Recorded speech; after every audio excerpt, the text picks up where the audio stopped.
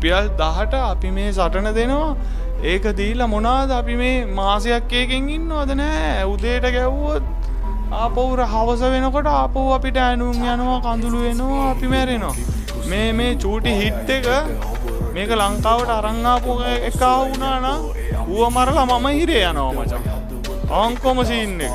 මොකද මගේ ලයිෆ් එකේ මට තියෙන ටැලන්ට් එකත් එක්ක මට කරන්න පුළුවන් දේවල් එක්ක මට මේක නෑ කියන්නේ මේ රටේ මමත් ප්‍රයෝජනයක් තියෙන එකෙක් වෙනවා.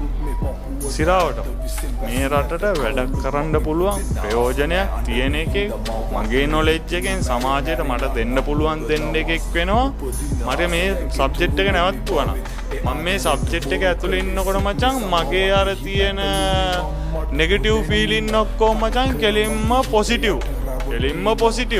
දැන් මට කෙල්ල මට හම්බ වෙන්න එන්න කිව්වත් අයියේ මට ඔයාව දකින්න ඕනේ හම්බ වෙන්න එන්න කිව්වත් මම මොනවද කරන්නේ මට සික් එක නම් මං යන්නේ. ඇයි මම මගේ ජීවිතේ මම මේ කුඩු පැකට් එක ගහලා මම සැපේ ඉන්නවා කියලා